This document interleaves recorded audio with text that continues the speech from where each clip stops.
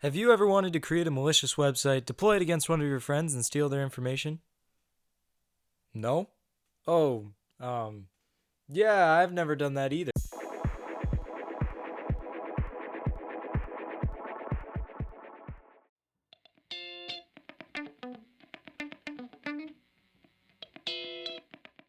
So why was I hacking my friend in the first place? Well, you see, we had one of these money-making Discord servers with an application called Unbelievable. Now, if you don't know what this is, it's basically a game where you can collect money, gamble, and try to earn more than your friends. So of course, I have to beat my friends. And I only ever play by the rules. I would never code a program to gamble and collect money for me and run it on a Raspberry Pi 24/7. Come on, guys, where would you even get that idea from?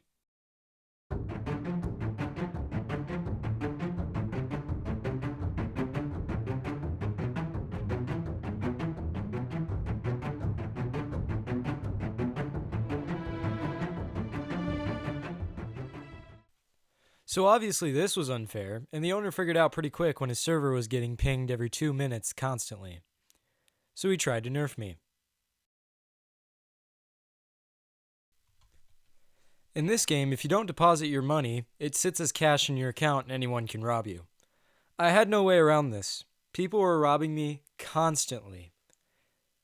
So in protest, I sent my friend a legal document requesting for his permission to hack him. And he accepted.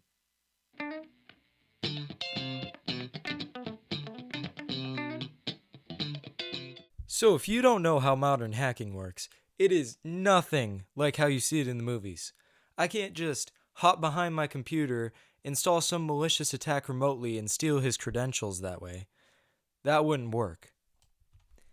Here I have a diagram to explain encryption. Basically, everything is stored on your computer as regular code or information. To prevent people from stealing or altering information on your computer, it runs all of your computer code through an algorithm that turns it into a string that's indistinguishable from random numbers and letters. When your computer, or somebody else's, wants to read or write that information, it runs it through the reverse algorithm to get the original text.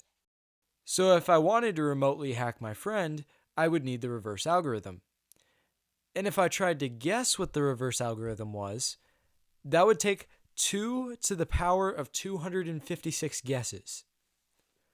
Mind you, that is more guesses than atoms in the universe, and I don't have quintillions of years to wait. So I decided to go the simpler route and simply steal his username and password by tricking him. Because I was stealing his Discord credentials, I decided to create a one-to-one replica of the Discord login page. It was only a light 36,000 lines of code.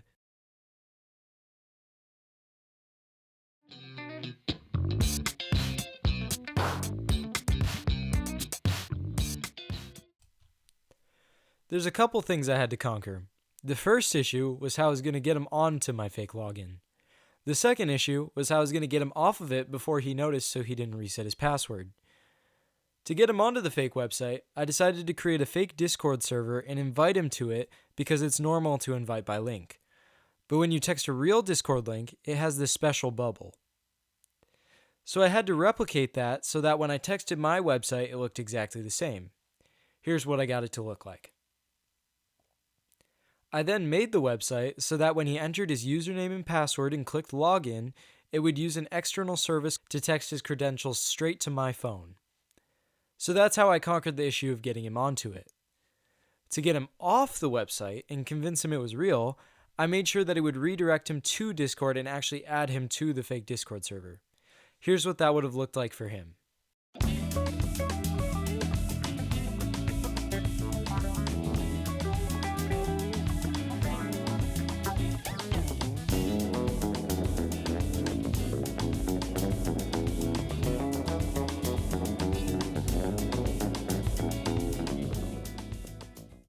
In case any of you are wondering, the hosting service that I used to do all of this was called Cloudflare.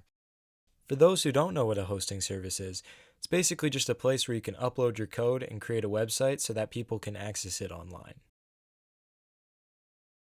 Everything was going perfectly up until this point. What could possibly go wrong? So apparently, Cloudflare doesn't like it when I try and use their hosting service to steal people's information. This means that if I went in and tested it myself, there was a real chance it would get flagged before he even saw it, so I couldn't test it at all. I had one shot because once he discovered my plan, he would never click a link from me or one of my friends ever again. And if it didn't work, I wouldn't find out until it was too late. Here's what happened.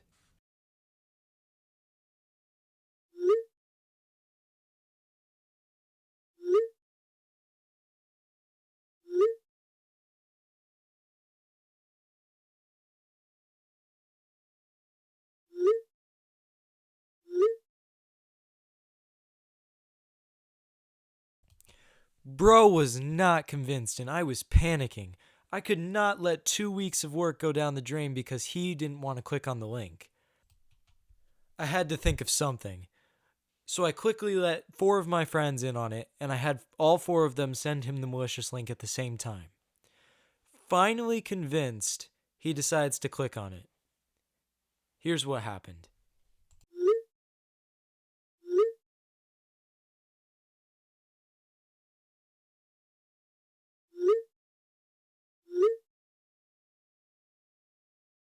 This is the error he encountered when he tried it.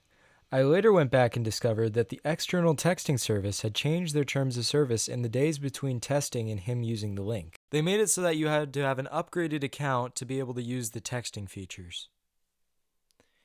At the end of the day, this project still taught me a bunch and I had a ton of fun doing it with my friends. It also serves as a warning to you, the viewer. This is very similar to how scammers will hack you. Please, don't ever click on any links if you don't trust the source, and be careful where you throw your information.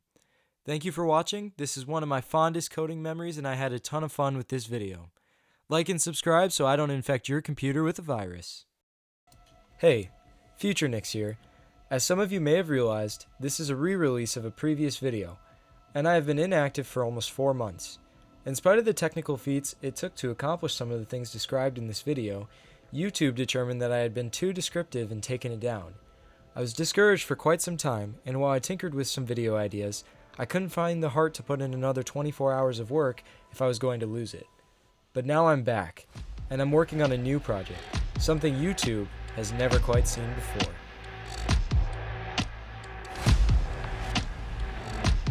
Hello,